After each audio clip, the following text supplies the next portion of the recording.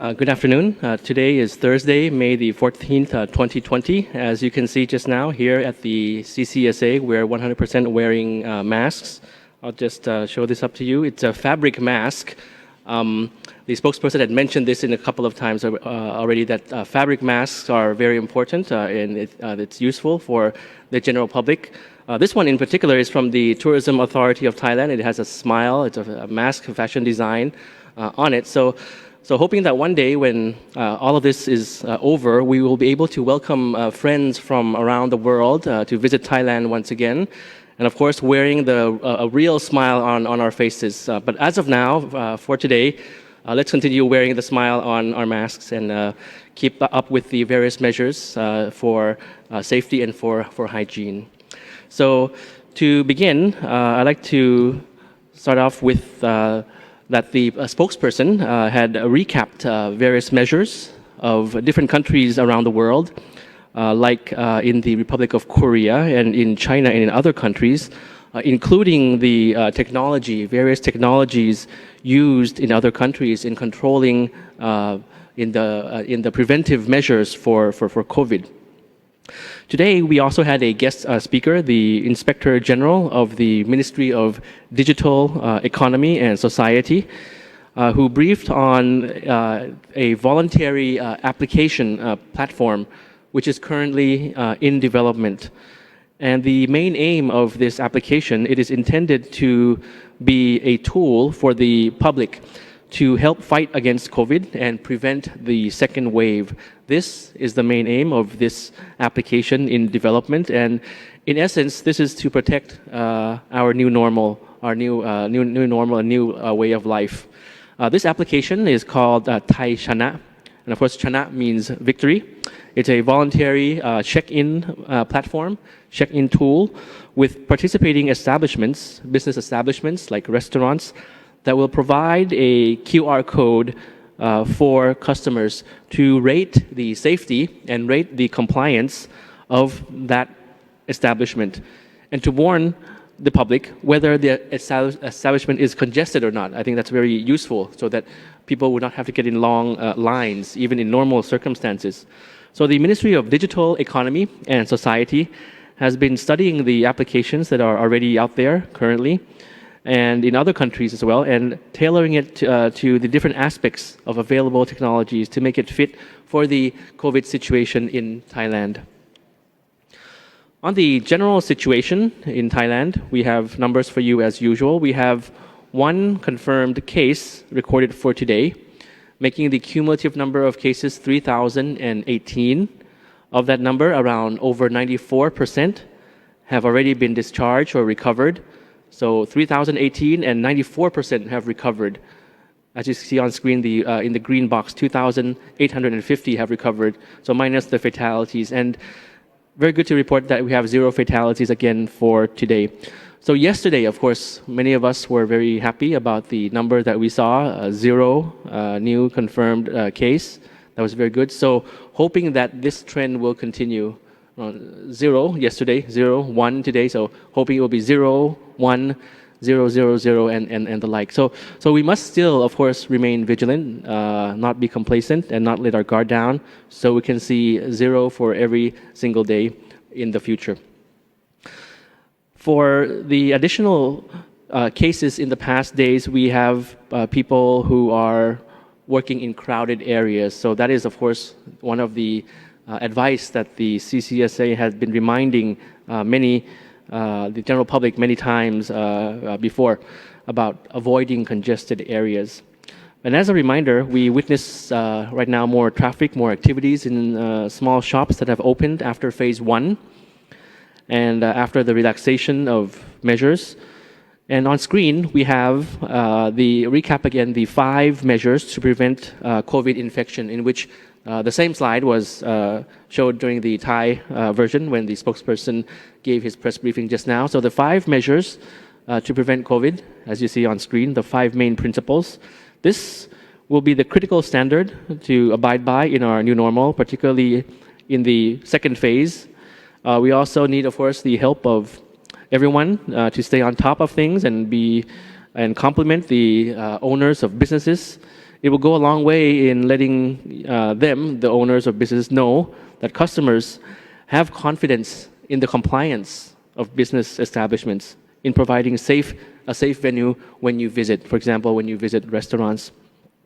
And of course, following these measures will also be critical to ensuring infection-free days, as I mentioned, hoping for zero in the next days and weeks ahead, so that the relaxation of measures can continue towards the second phase. So for instance, we have seen that there are a large number of people who went to public parks that are open, but not practicing social distancing or not wearing masks or congregating in large numbers. So we must be very mindful of this, not to have the infection rate rise, because it may be ground to reassess and require the closure of certain establishments again. So hoping that will not happen, but hoping that when you visit parks, continue to use all the measures that were announced, including social distancing. One good number is also about the provinces. Now 49 provinces out of the total of 77 provinces around the world, around Thailand, 49 provinces with no cases at all in the past 28 days, and 9 provinces still with no cases at all from the beginning. On the measures in terms of compliance, full compliance with measures in terms of businesses, that is still continuing to be monitored and assessed by the government.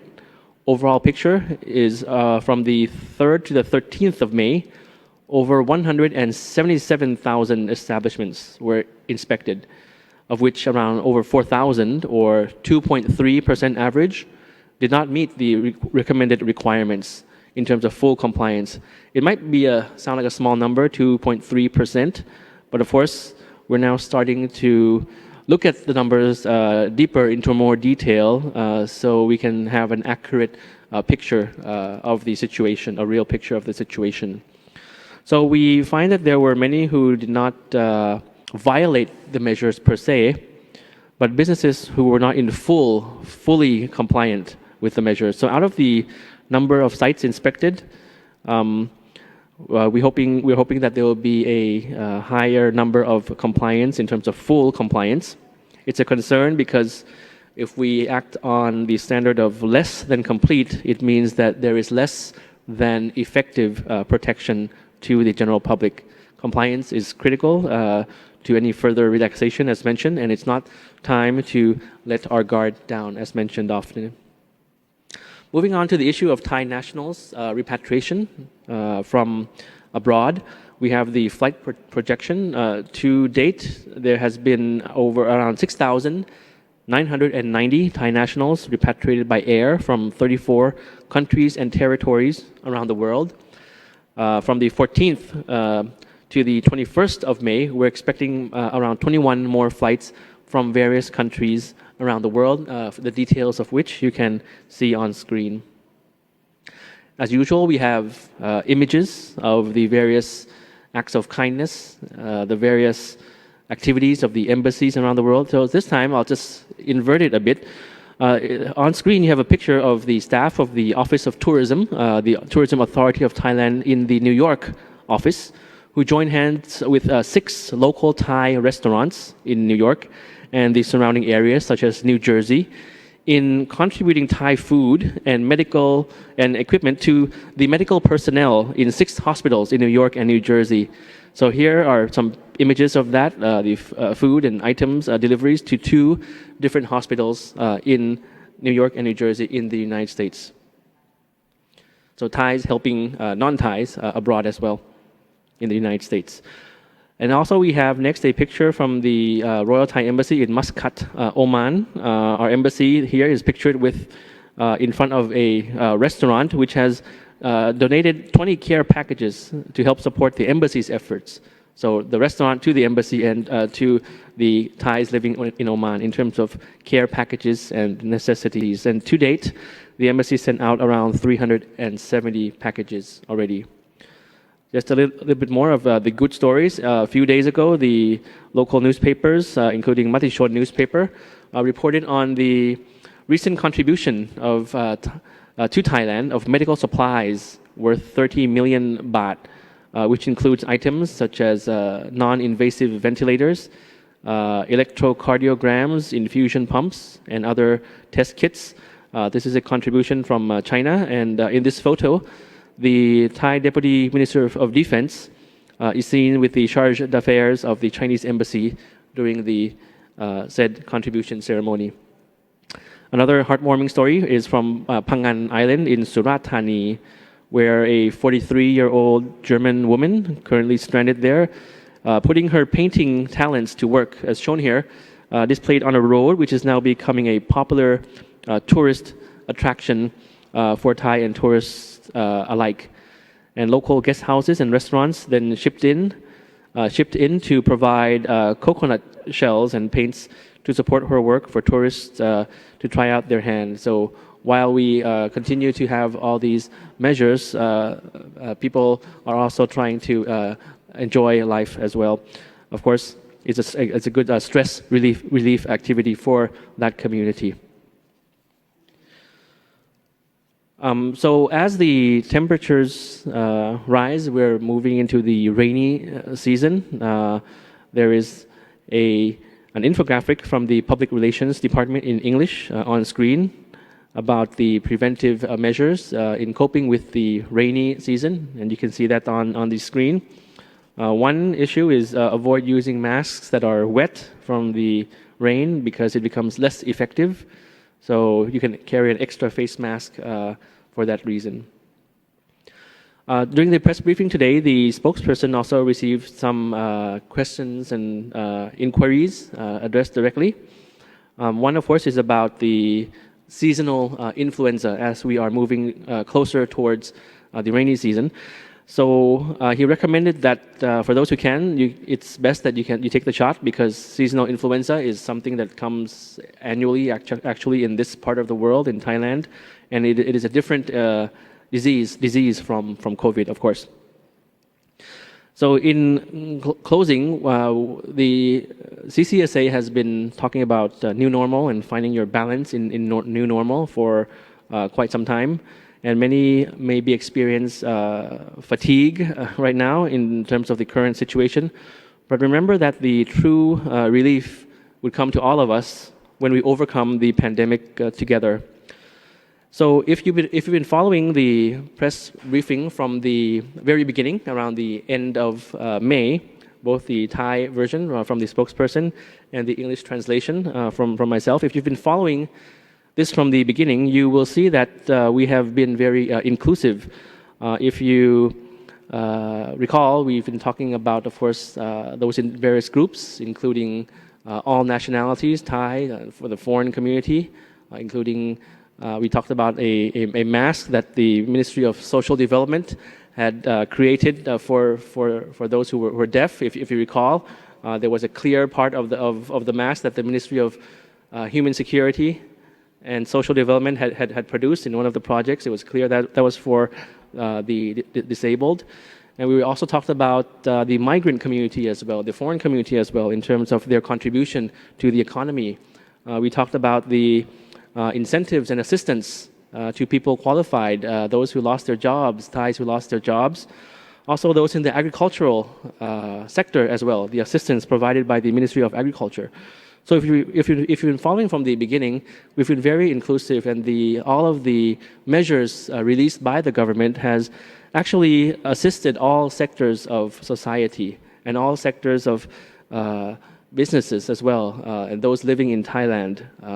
So it's been very inclusive. So perhaps it would not be very useful to perhaps take a look at one message and overlook the 99 other messages out of 100 messages, which are constructive and positive, just as a comparison. So if you, excuse me, if you remember that you can remember that each and every person in the kingdom, be it Thai or foreign, if you're a tourist, a businesswoman, a family man, a student, teacher, or restaurant worker, whoever you are, you represent the beauty and the invaluable contribution to Thailand, the whole spectrum of Thai society. So, which is very diverse. We have very diverse communities and organizations and people, clubs, living, visiting, and working here in the kingdom. So we thank everybody in the whole spectrum of Thai society for your contribution, your dedication, and for your sacrifice. Of course, including foreign friends and families of those weathering the storm with us. So we just have a last slide coming up for you, which of course, just to summarize that we have come this far together. So thank you very much, Khop Kun Krap, for all of this. Let's all now get ready to overcome this crisis together. Since we've come this far together, let's complete the task. Let's win the battle and win the war against COVID. So thank you very much for your attention. Have a very safe and strong afternoon. Sawasdee krap.